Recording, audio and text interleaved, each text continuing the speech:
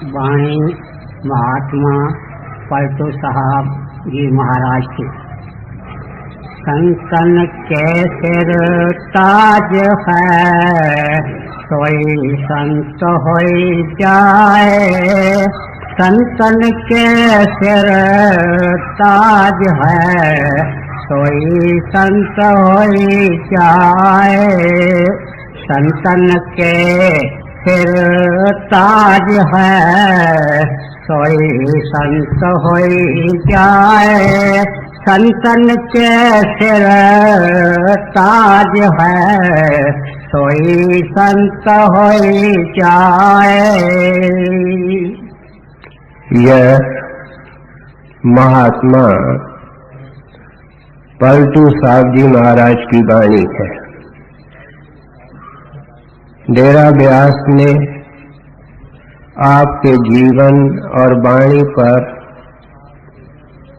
अलग एक पुस्तक छपवाई है और सत्संग के अंदर हम कई बार विस्तार से आपके जीवन के बारे में सुन चुके हैं। कहते हैं कि बचपन से परमार्थ की प्यास थी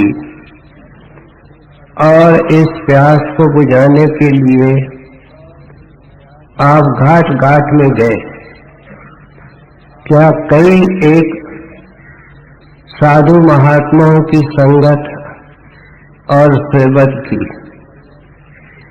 लेकिन इस प्यास को शांत करने वाले आपके गुरुदेव श्री गोविंद जी महाराज साहब थे।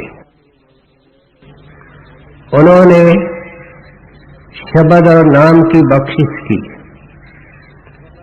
आपने खूब मेहनत की और कोई ऐसा वक्त आया कि दर्शन, सत्संग और आपकी नाम की कमाई ये गुरुदेव के दृष्टि में मंजूर हुई और आपको अंदर बुलाया गया। टोटली बदल गए। गुरुदेव ने खुश होकर के पलटू नाम रखा। क्या पलटा भी सदगुरु ने और उनका नाम भी उन्होंने रखा। यहाँ तक कि आपके घर के नाम का आज तक पता तक नहीं लगता।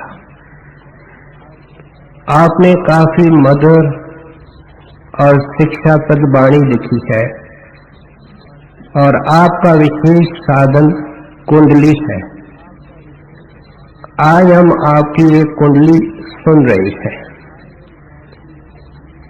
ये संत महात्मा जब जब हम सत्संग के अंदर आते हैं, जो मूल शिक्षा हमारे सामने रखते हैं अपने तजुर्बे के आधार पर, वह ये है कि मनुष्य देह का मकसद प्रभु प्राप्ति है। उन्होंने अपने जिंदगी के अंदर ये मकसद रखा। कई उतार चढ़ाव आए लेकिन कामयाब हुए। जैसे अभी हमने सुना, कामयाब होकर के गुरुदेव से एकाकार होकर के मालिक से मिलकर के हमको समझाया कि ऐ बंदा, जब जब तुम इंसान बना तुमको संतों ने समझाया लेकिन तेरे ने समझ में नहीं आया। आम आदमी से पूछे तुम क्या बनना चाहते हो तो जवाब मिलता है विद्वान, कोई जवाब देता है धनवान। क्यों? कि धन और पैसे को सलाम है, सारे सुख पैसे से मिलते हैं। फिर कोई उत्तर देता है मैं कलाकार बनूंगा, मैं साइंसदान बनूंगा। फिर हमको ऐसे भी लोग मिलते हैं जो जाति की सेवा करते हैं, देश भगत मिलते हैं, यहाँ तक कि विश्व शांति और सेवा का मकसद रखने वाले भी लोग हैं। पलटू साहब के समझाने का मकसद है कि ये सारे मकसद युगों से तू रखता आया है और नतीजा ये है कि तू दुनिया का हिस्सा है, क्योंकि ये जितने मकसद तूने रखे इनका संबंध रचना से है और इसलिए कुदरती तू रचना के अंदर वापस आता है। महापुरुषों ने कहा, जहां आशा तहां बासा। हजूर महाराज जी इसके ऊपर एक दृष्टांत दिया करते थे कि दुनिया के लोग इस दुनिया में और परलोक में क्या मकसद रखते हैं और क्या उनको फल मिलता है। आप फरमाया करते थे कि एक राजा था, उसको कोई राजकुमार नहीं था। उसने 7 मंजिला महल बनवाया और नीचे वाली मंजिल के अंदर कौड़ियां भर दी, दूसरे के अंदर तांबा पैसे, तीसरे के अंदर रुपए या चांदी, चौथे के अंदर सोना, पांचवें के अंदर कीमती मोती और हीरे और छठे के अंदर उससे भी कीमती जवाहर रख कर के अंतिम मंजिल पर बादशाह खुद बैठ गया और एक मनादी हो गई, ऐलान हो गया कि प्रजा का हर एक आदमी इस महल में जाएगा, जो चीज चाहे ले सकता है, लेकिन अंदर जाने और बाहर निकलने के अंदर टाइम मुकर्रर है, अवधि निर्धारित है। उसके बाद उसको बाहर किया जाएगा। अब आम आदमी जो बेसब्र थे वे थैले लेकर के चले और कौड़ियों से बोरियों को भर करके लाए। शहर के अधिकांश लोग इसमें थे। कुछ समझदार लोग ऊपर लेकर के तांबा ले आए। बहुत कम लोग थे जो तीसरी मंजिल तक पहुंचे और चांदी को पाया, और गिने चुने लोग थे जिन्होंने हीरे जवाहरात पाए। सारे शहर के अंदर एक आदमी निकला जो संकल्प करके निकला कि मैंने कुछ नहीं लेना, मैंने सिर्फ देखना है कि राजन ने इसके महल के अंदर क्या क्या रखा है। अब क्योंकि समय निर्धारित था, इसलिए पौड़ियों के ऊपर जल्दी से कदम रख करके चढ़ने लगा। सरसरी तौर पर देखता गया और टाइम के अंदर छत पर पहुंच गया। देखता है बादशाह बैठा है। उसने इसको गले से लगाया कि तू एक निकला जिसने मुझे चाहा, बाकी और जितने हैं उन्होंने वो चीज चाहिए जो मैंने रखी थी। हजूर महाराज जी इसका अर्थ भी समझाया करते थे कि कौड़ियां लेने वाले आम इंसान हैं और हम लेते आए। गुरबाणी के अंदर आया, कौड़ी बदले जाए कीनस नाई ताए। कहते हैं इंसान का मन उसको मूर्ख बना देता है। कीमती सांसों के हीरे दे करके और कौड़ियों को खरीद कर लेता है। संतों के नजर में जो कुछ भी हम कर रहे, जो कुछ भी यहाँ है, ये सेल्स है, कौड़ियां हैं। फिर कुछ ऐसे लोग हैं जो मकसद रखते हैं कि हमने दुनिया में सुखी होना है, परलोक में सुखी होना है। वे कर्म धर्म करते हैं, पूजा पाठ करते हैं, पुण्य दान करते हैं। उनके सांसों की कीमत पड़ती है तांबा, पैसा। अब जो अभ्यास करने के शौकीन है,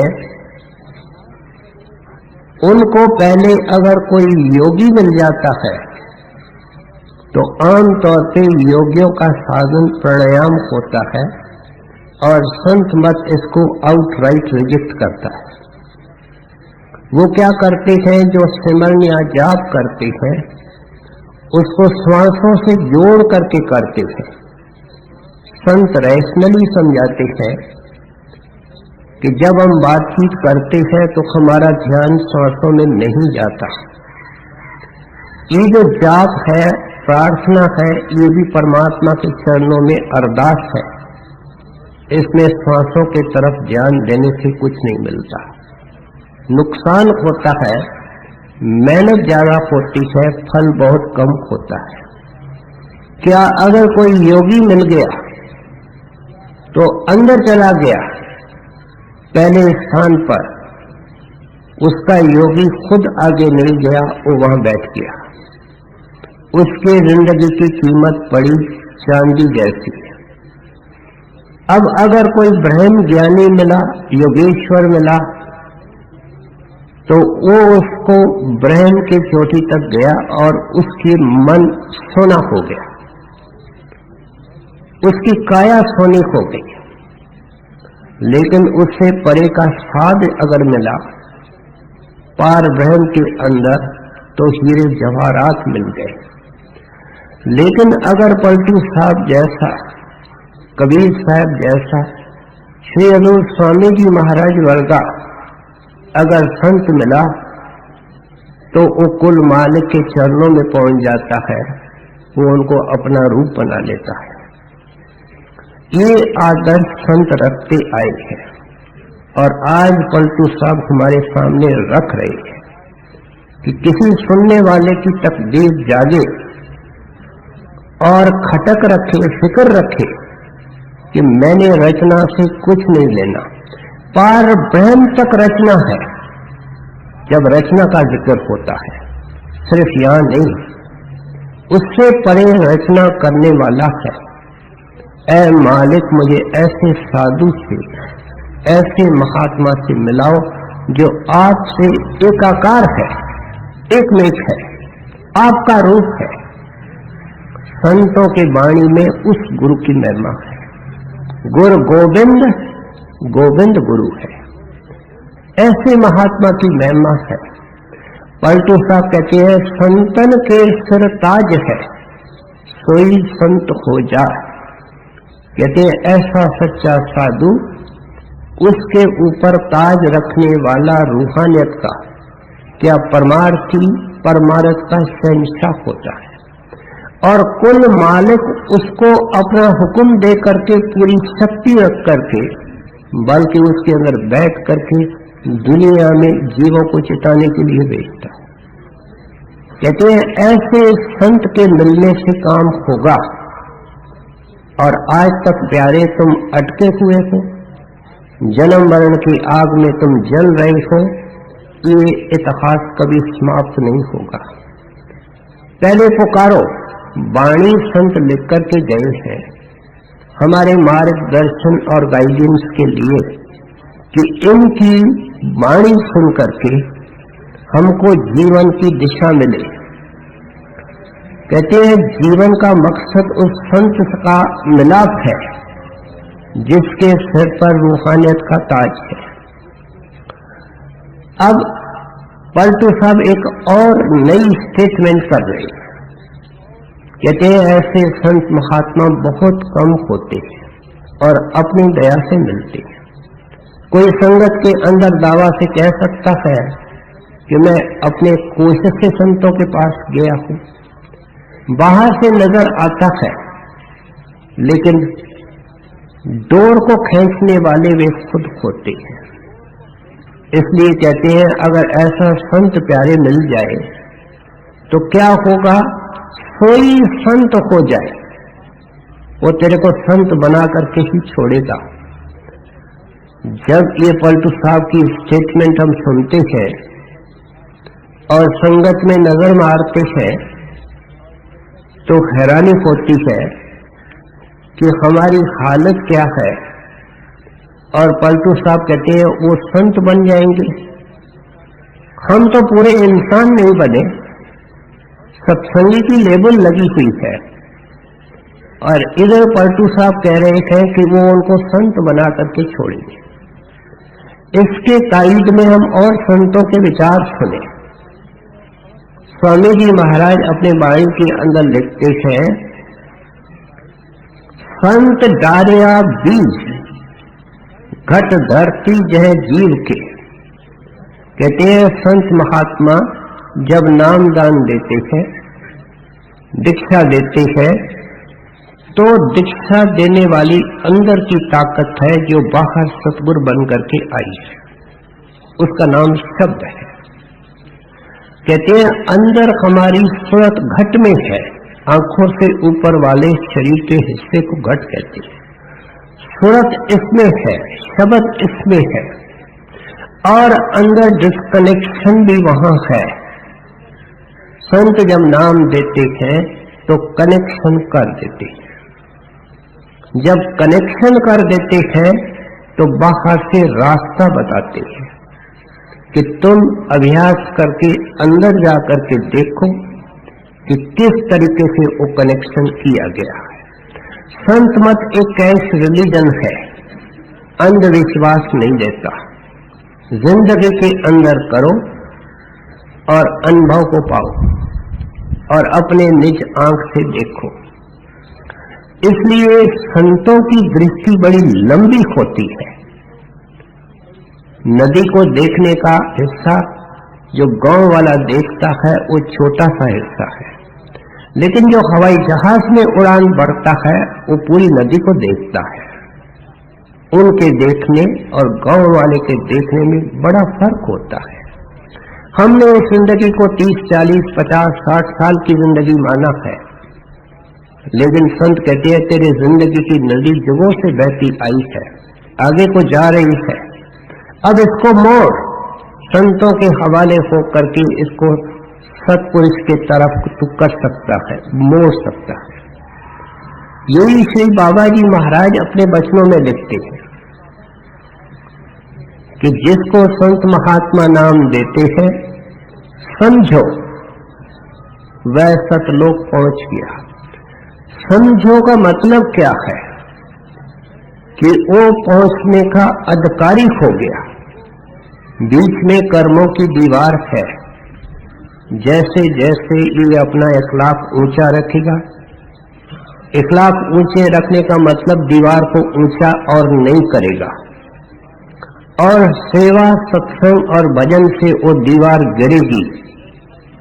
सतगुरु का हाथ होगा दया का, उसके दया से गिरेगी, तो उस दीवार के पीछे ही सतलोक है और नजर आएगा। यही क्राइस्ट ने विचार प्रकट किए, and I give them eternal life. जिनको मैं दीक्षा देता हूं उनको अमर जीवन का परवाना देता हूं। And they shall never perish, वो जन्म मरण के अंदर वापस नहीं आएंगे। साथ में क्या कहते हैं, हेवन एंड अर्थ में पास अवे, जमीन आसमान एक हो जावे, but my word shall not pass away, मेरा वचन खाली नहीं जाएगा। संत जब दीक्षा देते हैं, संतों के वाणी में इसको संतों का वचन भी कहा गया है। हमने तुलसी साहब का इतिहास सुना है कि जाहिद था, कर्मकांडी था, और तुलसी साहब जी महाराज के शरण में गया। जिस दिन उनके सामने गया तो वह मनोहर मुखड़ा उसके अंदर बैठ गया, लेकिन कर्मकांडी था, जाहिद था। समझ गया कि मैं घायल हो चुका हूं, लेकिन दिल पर पत्थर रख करके चला गया। लेकिन खाना छूट गया, पीना छूट गया, बैठना छूट गया।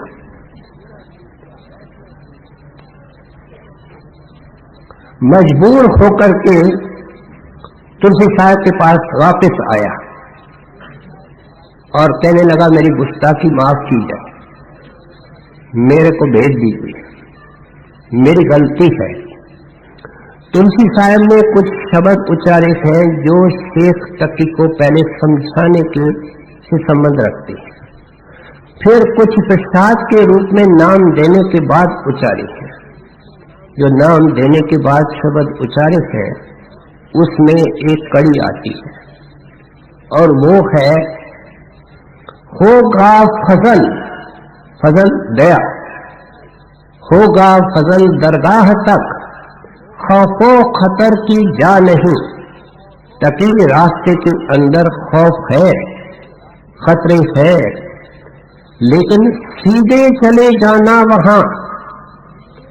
अगर तू अपना ख्याल शब्द में रखेगा, दाएं नहीं देखेगा, बाएं नहीं देखेगा, दोनों तरफ गिरावट है, सीधे चले जाना वहां। और ये क्या है? मुर्शिद ने ये फतवा दी। जिस दिन नाम देते हैं ये उनकी जजमेंट है। जो यहाँ पलटू साहब कहते हैं सोई संत हो जाए, वो संत बनेगा। क्या जो नाम की बख्शिशों करते हैं उस बीज के अंदर ये शक्ति है और उसके अंदर बरकत है, वो धीरे धीरे जीव को ट्रांसफॉर्म करेगी। जो दीक्षित आत्मा और सत्संगी है उसका धर्म बनता है कि गुरु से सहयोग करे, क्योंकि गुरु इसको बदलना चाहता है, उंगली पकड़ना चाहता है। पिछले इतवार को हमने सुना, लेकिन उंगली को पकड़ के उठना इसका धर्म है।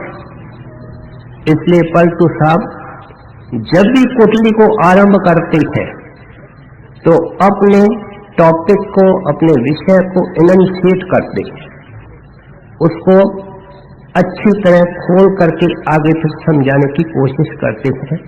हम ध्यान दे करके सुने।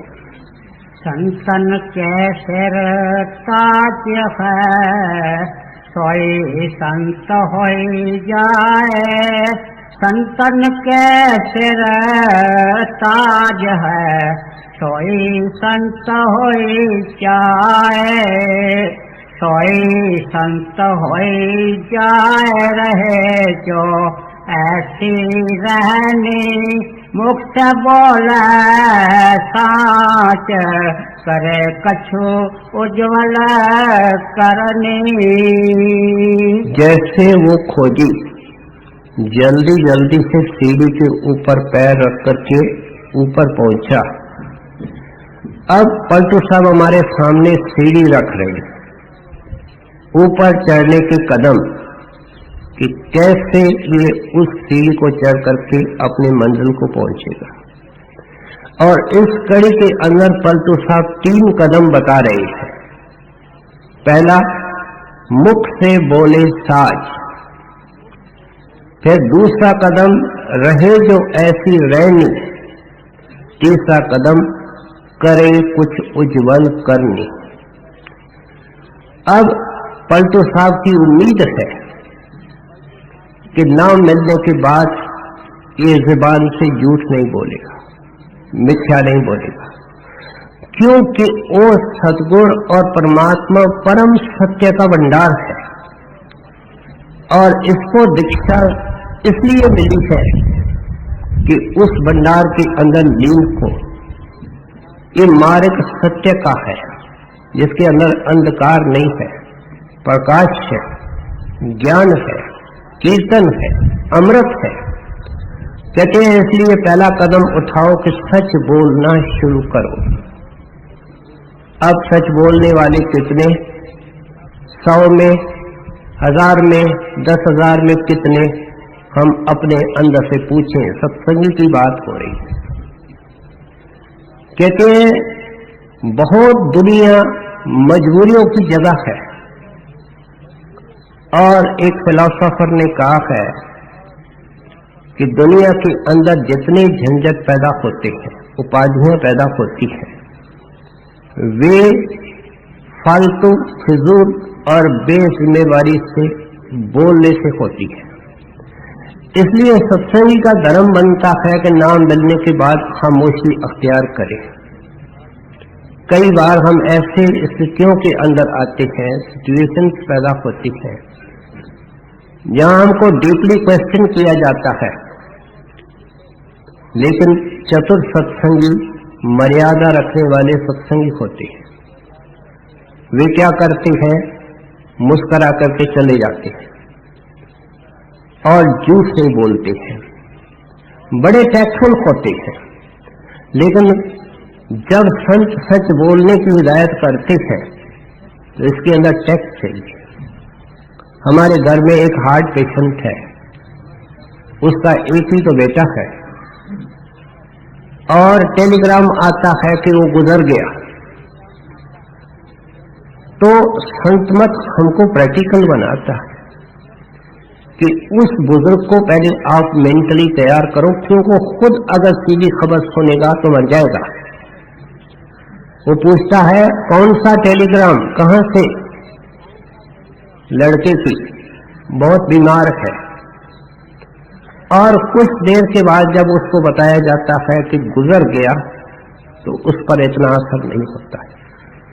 कहते हैं यहां बड़ा थॉटफुल और मर्यादा से चलना पड़ता है। प्यारे, जो कुछ बोलो उसके अंदर सत्य के अलावा मधुरता होनी चाहिए। सारे संत कहते हैं, तुम कहता है महंगाई, लेकिन मीठे बोलने की क्या कीमत है? मुफ्त है, फ्री है।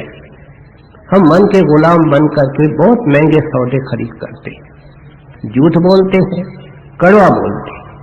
संत मना करते हैं, कहते हैं फिर ये जो पलटू साहब हमारे सामने कदम रख रहे थे, शर्त रख रहे थे, इनका मतलब क्या है कि ऐसा सही नाम लेने के बाद तो कई झूठ बोल चुका है।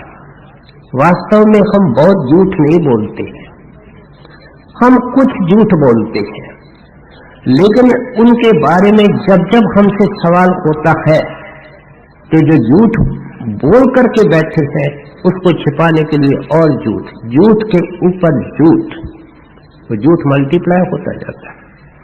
इसलिए आपकी ये मंशा है कि प्यारे सत्संगी आज से जाकर के वहां कह दे कि बात इस तरह है, सही बात ये है, और इसके बाद इस झूठ बोलने से बच। तू उस परम सत्य में समाने की उम्मीद करता है और तेरे को इसके लिए चयन किया गया है, सिंगल आउट किया गया है। जुबान से मिथ्या बोलते हो, पहला कदम नहीं उठाया।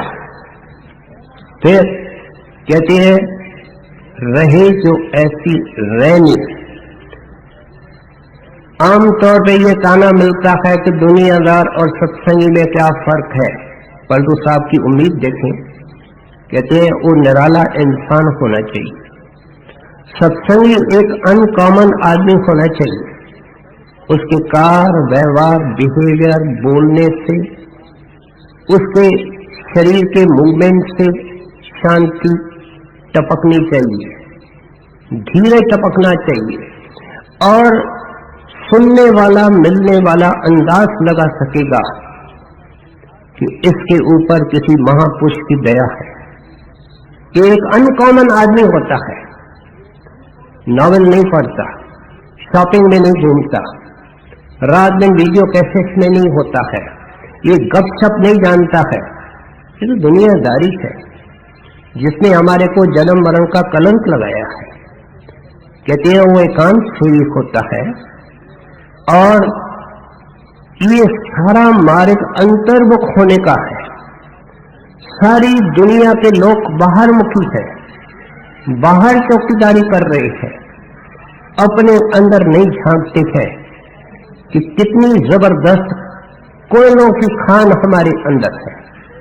गुनाहों के ऊपर गुनाह, दोषों के ऊपर दोष, जितने हम निकालने की कोशिश करेंगे ये अभ्यासी जानते हैं, वो दंग रह जाता है कि ये भी अवगुण है, अवगुणों की कतार है, ढेर है, गठरियां है। लेकिन किसको पता लगता है? जो उखाड़ना चाहता है। जब पेड़ की जड़ें उखाड़ी जाती हैं, उखाड़ने वाला हैरान हो जाता है। वो सोचता है कि ये कुछ थोड़ी सी गहरी है, लेकिन मैं तो 2 फुट 4 फुट 6 फुट चला गया, इतना पेड़ फैल चुका है।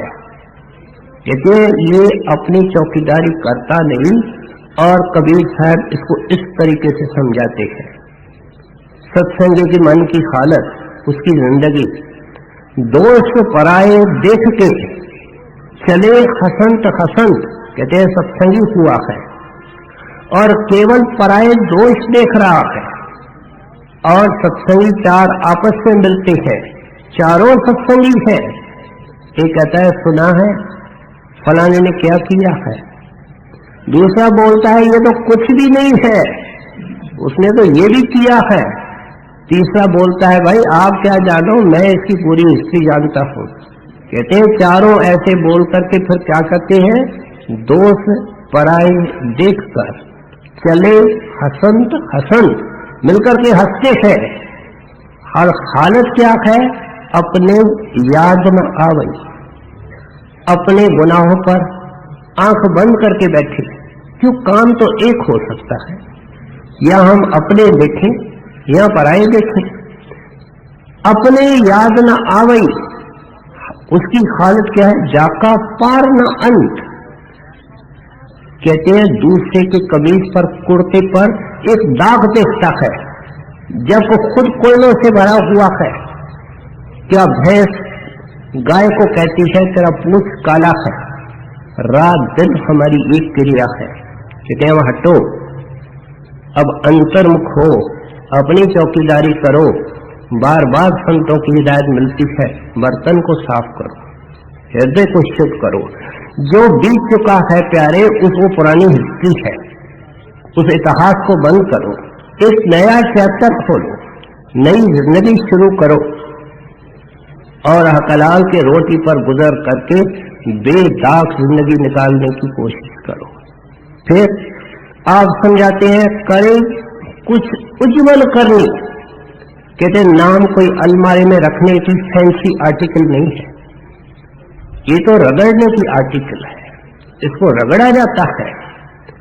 ये करनी क्या है, करनी के आगे आपने विशेषण या एडजेक्टिव लगाई है उज्जवल। कहते हैं बुगने के तरह आधा घंटा बैठना, वो भी इसलिए सत्संगी बैठता है, पता नहीं मैं क्या क्या करता हूं, महाराज दया करना, मालिक की भक्ति नहीं, प्रेम नहीं। और ये जो महाराज जी कहते हैं मन लगे नहीं लगे 2.5 घंटे बैठो, कहता है भाई ये तो बहुत मुश्किल है, ये तो प्रेमियों के हिस्से में आने वाली चीज है। इसका मतलब महाराज जी को गलत बताता है, अपने आप को सही बताता है। ऐसा सत्संगी कहां जाएगा, उसका कैसे दरवाजा खुलेगा, उसका उद्धार कैसे होगा। ये मन का गुलाम बना हुआ है, गुरु का सेवक कौन। तो इसलिए आप समझाते हैं कि ऐसी रहनी चाहिए। कबीर साहब ने इसको एक कड़ी के अंदर समझाया। संतों ने कबीर सागर को गागर में भर दिया है, और आपने फरमाया तन स्थिर। जब भजन बैठो तो अपने शरीर को स्थिर करके बैठो, जैसे पत्थर की मूर्ति होती है। क्या ये हो सकता है?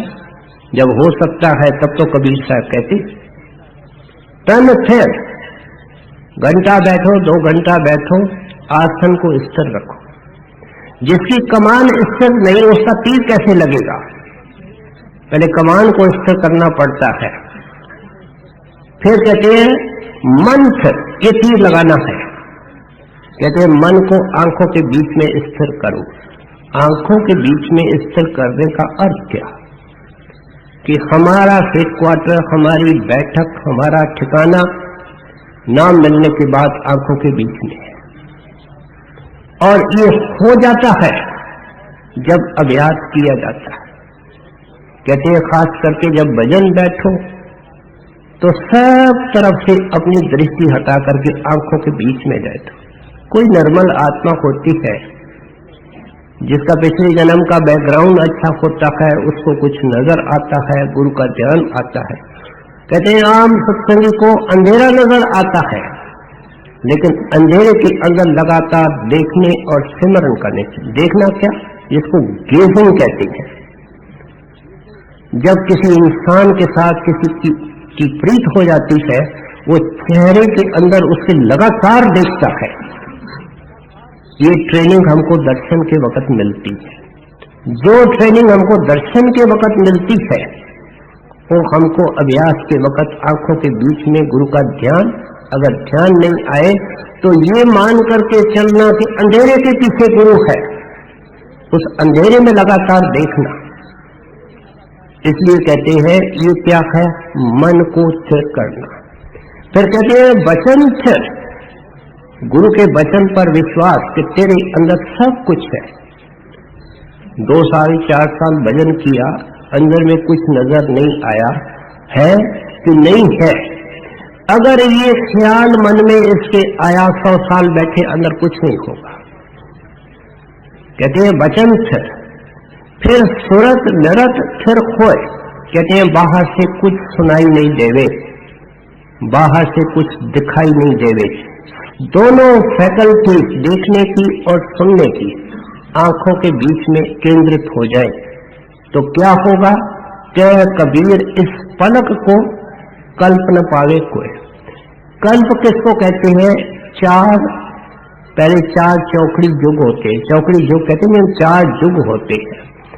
ऐसे 1000 चौकड़ी युग को कल्प कहते हैं। एक मिसाल लेकर के कहते हैं इतनी मुद्दत से ऐ बंदा तू भटक रहा है, इस 84 के चक्कर पे चढ़ा हुआ है और छुटकारा तेरा होगा पलक में। लेकिन कौन सी पलक, तन स्थिर, मन स्थिर, वचन स्थिर, सुरत नरत स्थिर। अगर इसका ये हालत हो जाती है, प्रकाश चमक पड़ता है, इसको शरीर की कोई सुध बुध नहीं रहती है, सिमरन बेअख्तियार जारी होता है और वो उस भंडार में इसको लीड करता है। इस तरीके से पलटू साहब सिस्टमैटिकली हमको आगे ही बढ़ाते जाते हैं। कहते हैं संतों ने क्या कहा, तू संत बनेगा, तू घर में पहुंचेगा, मैं तेरे को अपना रूप बनाऊंगा। लेकिन ऐसा सही ध्यान दे करके सुन, हृदय की खिड़की खोल करके अंदर बैठा कि तेरे हिस्से के अंदर क्या चीज आती है। कोई संत होई चाहे रहे जो ऐसी रहनी, मुख से बोले साच, करे कछु उज्ज्वल करनी। एक भरोसा करे नहीं काहू से मांगे, मन में करे संतोष, तनिक न कबहू लागे। अब 3 और शर्तें बता रहे। क्या है, कहते हैं एक भरोसा रखे। संत मत क्या कहता है कि जितना खोज करना है खोज करो, जितने सत्संग सुनने हैं सुनो, जितने महात्माओं को मिलना है मिलो, लेकिन जब पूरे के शरण में जाओ तो पूरे विश्वास से माथा टेको, पूरे यकीन और भरोसे से जिंदगी निकालो। जो कुछ लेना है गुरुदेव से, न दाएं देखना है न बाएं देखना है। घोड़े के आंखों पर चमड़े के पट्टे लगाए जाते हैं, जब वो उसको तांगे में हम जोड़ते हैं कि क्यों, कि अगर पट्टे उतारे जाए वो सड़क तय नहीं कर सकता, वो दाएं देखेगा वो बाएं देखेगा, उनके कारण वो सीधा देखता है। कहते हैं भरोसे के पट्टे लगाओ, न इधर देखना है न इधर देखना है। नामदेव जी बड़े पूर्ण गति के महात्मा हुए हैं। ये संत महात्मा जीवन में अपने जीवन की घटनाओं के द्वारा सिखाते हैं। राजस्थान के दौरे में आए तो उनके साथ एक योगी ज्ञानदेव भी साथी हो गया। महात्मा सबसे प्रीत करते हैं। अब रेगिस्तान से चलते चलते गर्मी का मौसम, कई रास्ते में पानी नहीं मिला, वह योगी लोटपोट होने लगा, महाराज पानी नहीं मिल रहा है, बहुत प्यास है, एक रेत चमकती है, गर्मी पड़ती है, गर्मी का मौसम है, पानी मिल नहीं रहा है, बेहाल हो रहा है योगी। नामदेव अपने मस्ती के अंदर मस्त चल रहा है। आखिर एक कुआं आया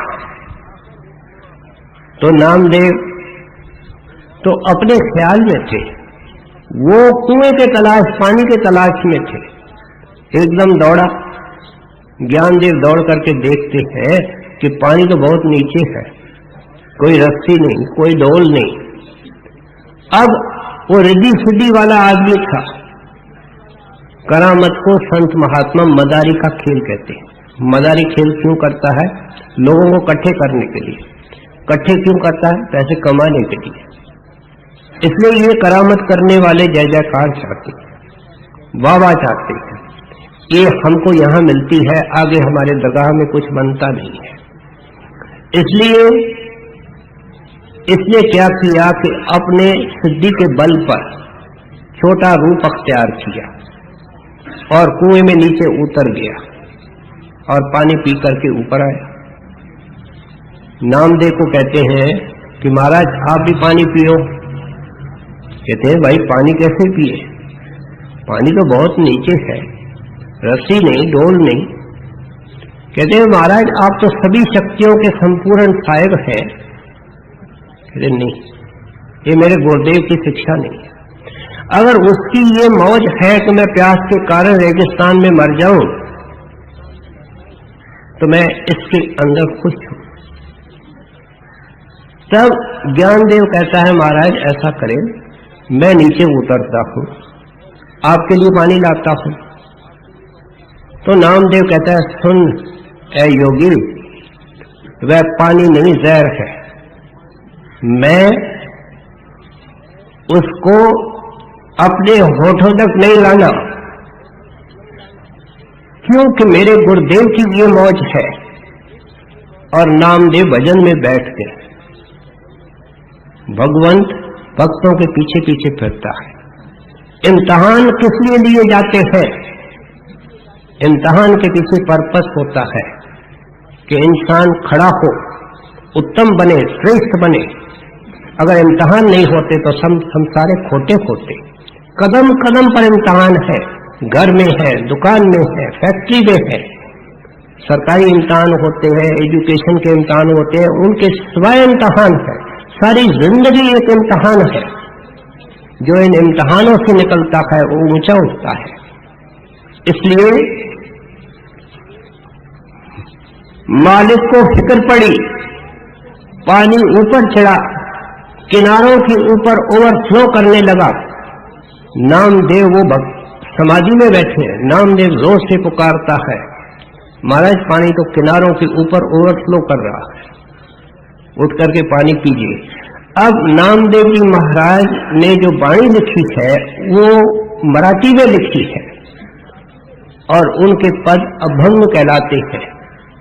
उन्होंने एक अभंग अलग इस घटना के ऊपर लिखा है। जिंदगी के अंदर न सिर्फ किया लेकिन वाणी के अंदर लिख करके गए हैं और इस भाव से लिख करके गए हैं जो भावना पलटू साहब की है। एक भरोसा रखे, कहते हैं एक भरोसा रखता है वो पार होता है। फिर कहते हैं मन में करे संतोष, ना मिलने के बाद हाय हाय। कबीर साहब कहते हैं कि एक आदमी होता है जो मांगता है, मांगन मरण समान है। आगे समझाते हैं मत कोई मांगे भीख। आगे कहते हैं ये सतगुरु की सीख है, ये मेरे गुरुदेव की सीख है। कहते हैं मन में करे संतोष। संतोष को डिफाइन करते हुए आपने क्या कहा? जो कुछ आवे सहज में सोई मीठा जान। कहते हैं कोशिश कर, जिंदगी के सिद्धांतों को कुर्बान नहीं करना है। उन सिद्धांतों के सीमा के अंदर रह करके कोशिश कर, फिर पूरा फल आता है, आधा आता है, कुछ नहीं आता है, उसको सहज कहते हैं। जो कुछ आवे सहज में सोई मीठा जान। कबीर साहब कहते हैं जो ऐंचा तानी से मिलता है वो जहर है, जो मांगने से मिलता है वो पानी है, और जो सहज से मिलता है वो अमृत है। संत चाहते हैं कि हम जहर को छोड़ करके अमृत पिए, अमृत के भागी बने, इसलिए सिस्टमैटिकली समझा रहे हैं कि अपने दृष्टिकोण को देखने के नजरिए को बदलो। आए दिन इसके ऊपर जोर दिया जाता है कि जब तक मन में खाए है ये नहीं है, ये नहीं है, ये नहीं है, तो परमार्थ भी नहीं बनेगा। जब ये सोचना शुरू करेगा कि मालिक ने ये दे रखा है, ये दे रखा है, ये दे रखा है, सब उनकी दया है, उनकी कृपा है, तब काम बनने लगेगा। ये पलटू साहब की भावना है। ये कहते हैं अपने दृष्टिकोण को बदलने की कोशिश करो। इसलिए आप समझाते हैं कि जो कुछ आपको कोशिश करने से मिलता है उसको अमृत मान। पड़ोसी के तरफ मत देख, वो क्या खाता है, वो क्या पीता है, कैसे रहता है, उसके बाल बच्चे कैसे हैं, उसकी पत्नी कितनी गोरी है, उसके बच्चे कितने अक्लमंद है, तेरा इससे वास्ता नहीं है। तू अपने आप को मेहमान समझेगा तब ये दृष्टिकोण बनेगा। दोनों बातें साथ साथ में जुड़ी है। जो अपना डेरा और तंबू लगा करके यहाँ बैठा है, दीन ईमान बना करके बैठा है, उनके मन में माफ करना कभी संतोष नहीं आएगा। सत्संगी को दौड़ाता रहता है, दौड़ाता है लोभ। ये कहता है इतना मिल जाए बहुत है, जब वो मिल जाता है कहता है ये भी मिलना चाहिए, वो मिल जाता है कहता है ये भी थोड़ा है, ये मिलना चाहिए। इसलिए कहते हैं लोभ के विपरीत क्या है, संतोष। फिर कहते हैं कुछ भी हालत बन जाए कभी मांगने की कोशिश न करो। राबा बस्री के जीवन में एक घटना आती है कि राबा प्याज के साथ रोटी खाया करती थी। एक बार प्याज खत्म हो गए, सेवादारनी कहती है कि हजरत पास में सत्संगी रहते हैं, मैं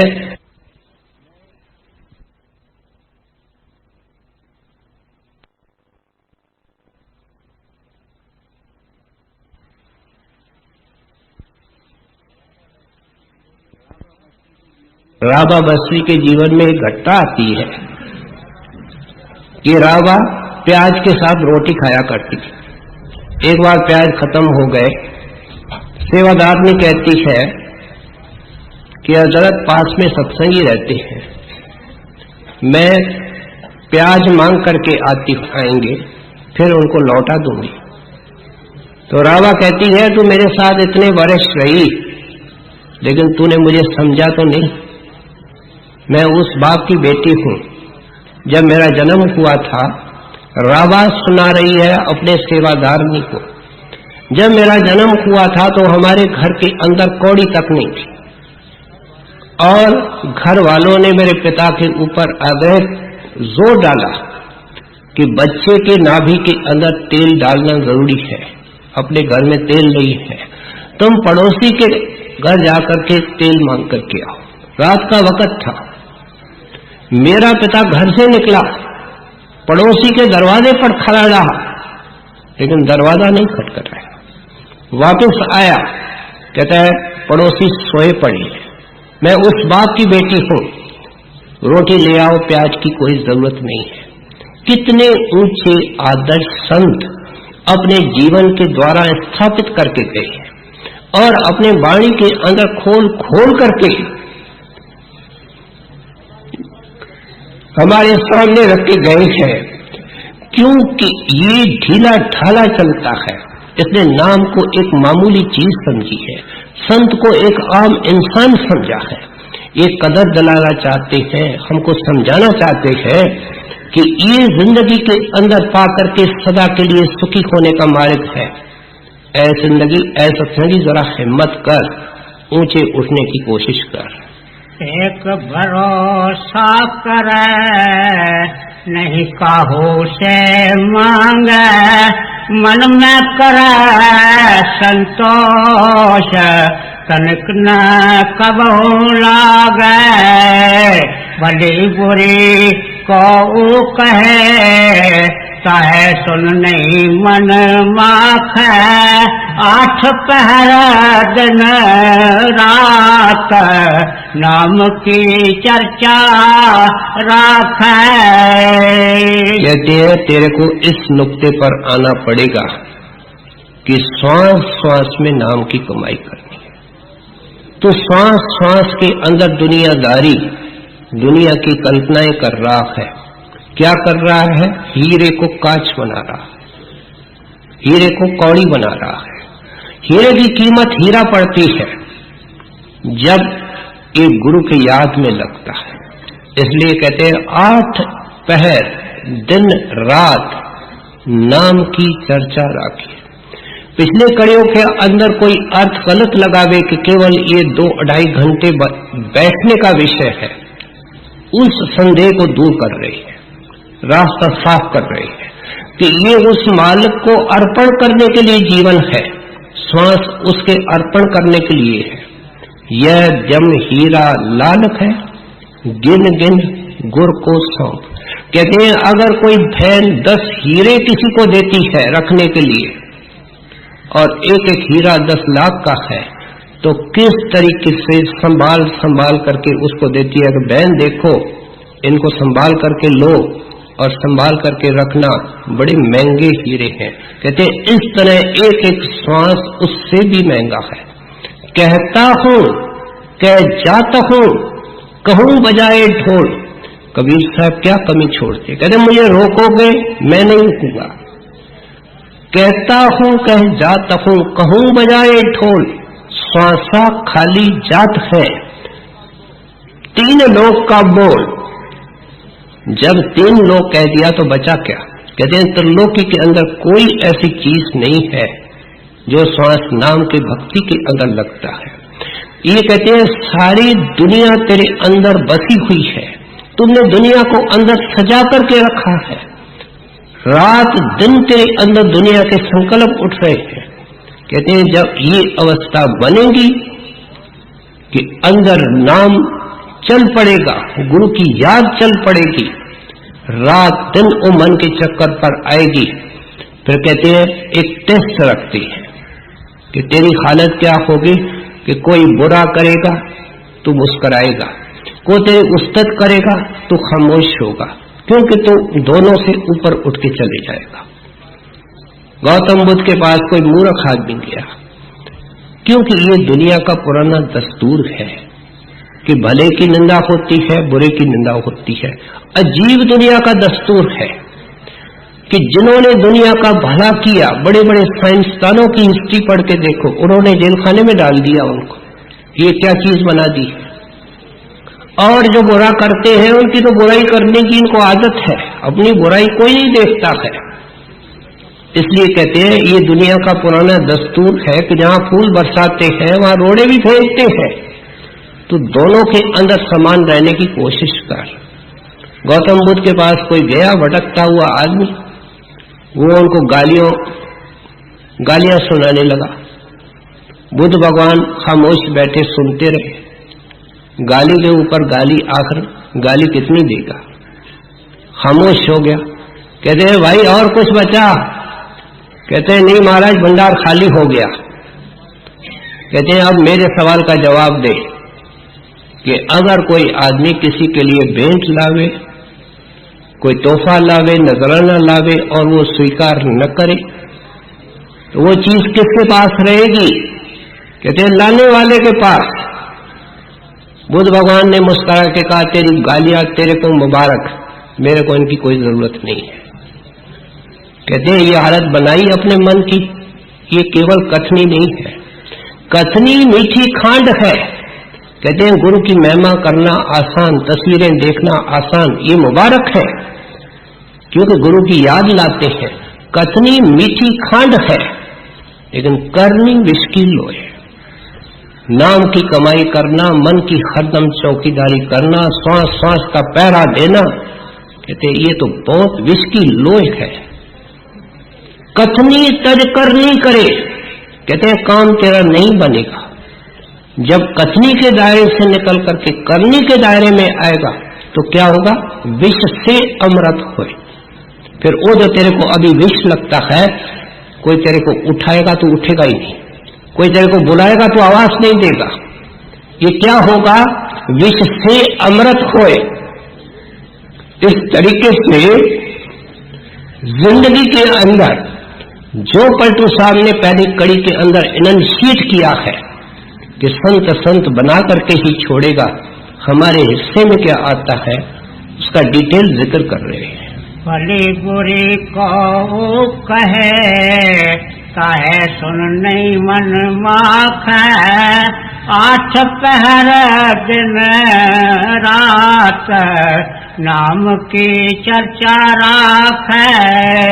पलटू रहे गरीब होए, भूखे को देखाए, संतन के सिर ताज है, सोई संत हो जाए।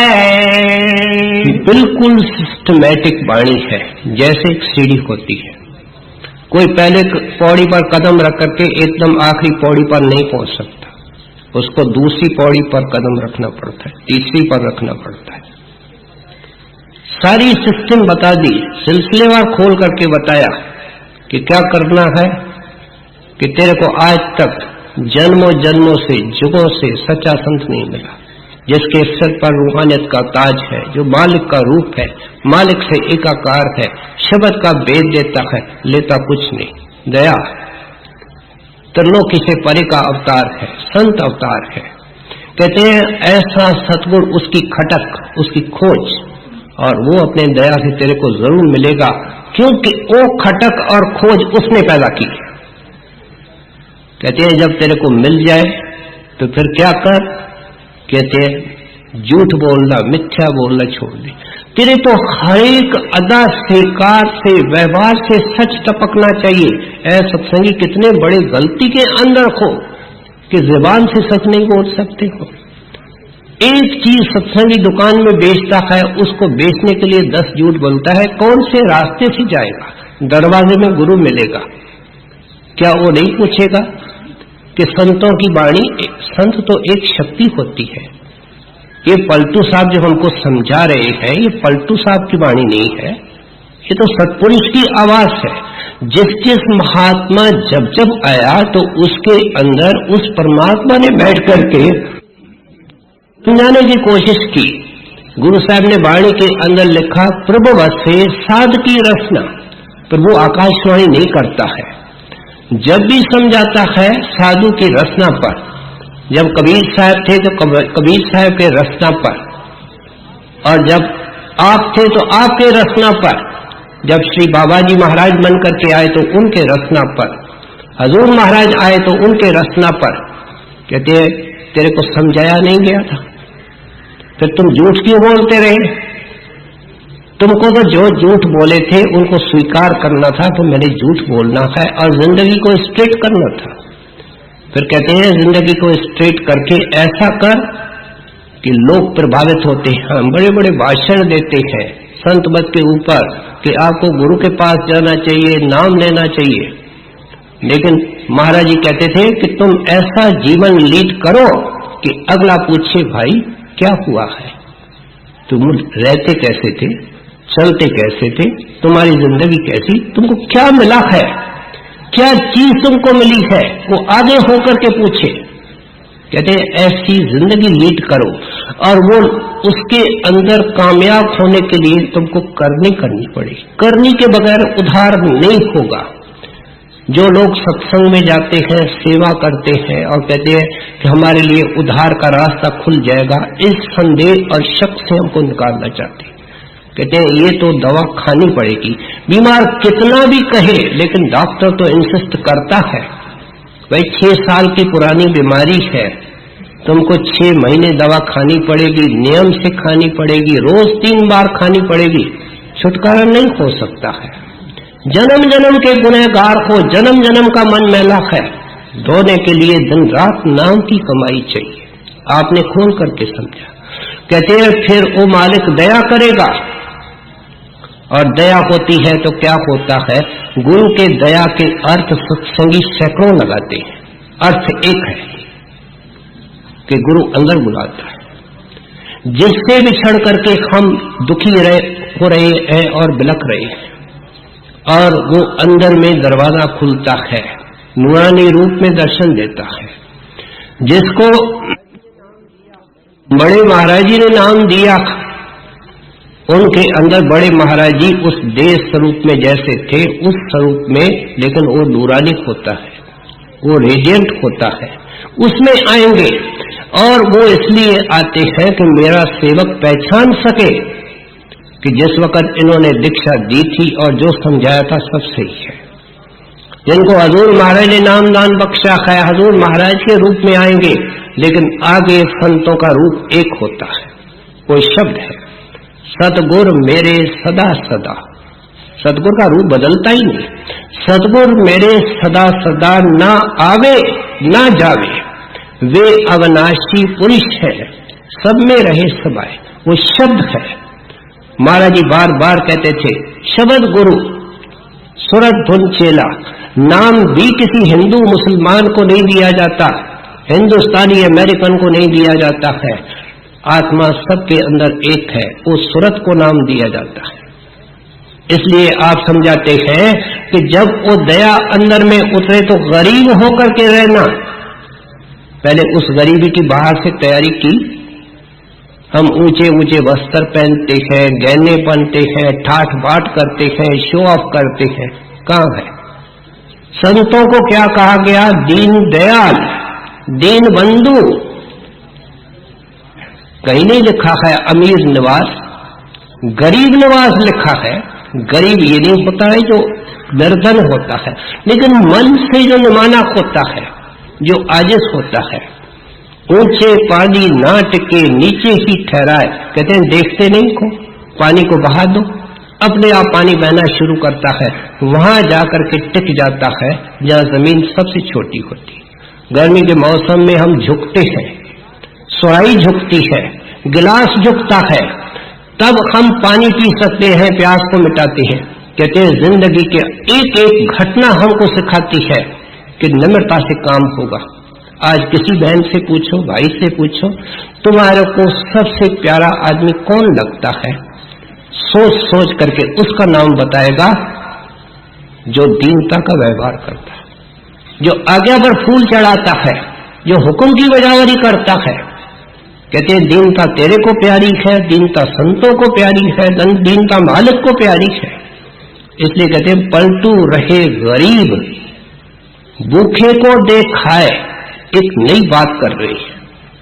कहते हैं ये एतराज किया जाता है कि ये संत महात्मा और उनके सेवक ये स्वार्थी होते हैं, ये आंख मूंद करके बैठ जाते हैं, अपने आत्म कल्याण के बारे में सोचते हैं, औरों का कुछ नहीं करते हैं। इस संदेश से, इस गलत फहमी से देखो कितना तरीके से हमको निकालते। कहते हैं भाई कभी तुमने सोचा कि जो सुबह को उठ करके मालिक की भक्ति करता है या हर वक्त उसका चिंतन करता है, वो करता क्या है? वो मालिक से मिलने के लिए कोशिश कर रहा है। मालिक सबका राखा है, सबको रिज़्क देने वाला है, सारे गुणों का भंडार है। ऐसे आदमी के अंदर से कैसे नुक्स निकाल सकते हो? पलटू साहब ने एक जगह लिखा है कि ये, दादू साहब ने लिखा है कि ये जो कहते हैं सत्संगी सुबह को उठ करके ये करता है, ये तो इस तरीके से कहना है कि एक आदमी ने अमृत किया और मर गया, जहर खाने से मरता है। वो बेचारा अमृत पीने की कोशिश कर रहा है, दुनिया का भला कर रहा है। जब हम भजन बैठते हैं हमको क्रोध का ख्याल आता है, दुश्मन की शक्ल आती है, हम उसको रोकते हैं और उसके बजाय गुरु का स्वरूप लाते हैं, सिमरन करते हैं। इस तरीके से हमारे को लोभ का ख्याल आता है, उसको रोकते हैं। क्या करते हैं आखिर? दुनिया के अंदर जो क्रोध का भंडार है, एक एक आदमी उसमें चंदा देता है। ऐसे नहीं लड़ाइयां होती है, एक देश दूसरे देश से लड़ता है। कौन लड़ता है? देश तो जड़ है, जमीन नहीं लड़ती है। वहां के बाशिंदे, वहां के हुक्मरान, वहां के शासक, उनके अंदर जो क्रोध है वो क्यूमुलेटिव फॉर्म लेता है और लड़ाइयां भड़क उठती है। कहते हैं वो क्या करता है? क्रोध वो तो सुख और शांति की वृद्धि करता है।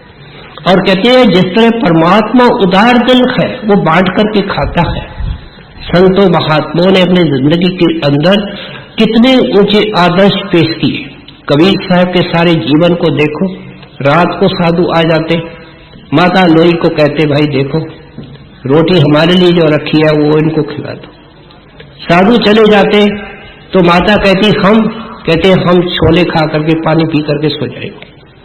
कहते उन्होंने मिसालें कायम की। नामदेव एक बार कहीं से रिटर्न कर रहे थे तो दोपहर का वक्त आया, पेड़ के नीचे बैठ करके रोटी खाने लगे। छोटी सी कोई कटोरी होगी, डिबिया होगी, उसके अंदर घी था। रोटियां जमीन पर रखी, वहां से घी निकाल करके लगाने की कोशिश करते हैं। इतने में एक कुत्ता आ जाता है, वो रोटियां ले जाता है। तो नामदेव जी घी की कटोरी लेकर के, वो डिबिया लेकर के उसके पीछे दौड़ते हैं और क्या कहते जाते हैं, रूखड़ी मत खाइयो स्वामी, रूखड़ी मत खाइयो। क्योंकि उनको सबके अंदर परमेश्वर नजर आता है। कहते तू तो कहता है वो स्वार्थी होते हैं, सेल्फ सेंटर्ड होते हैं। वो तो जो मालिक के अंदर गुण होते हैं वो उस भगत के अंदर होते हैं जो उसकी भक्ति करता है। अच्छी तरह अपने विषय को खोल करके समझाया। संत कौन होते हैं, संत किस मिशन से आते हैं। पलटू रहे गरीब होए, भूखे को देखाए, संतन के सिर ताज है, सोई संत होई जाए।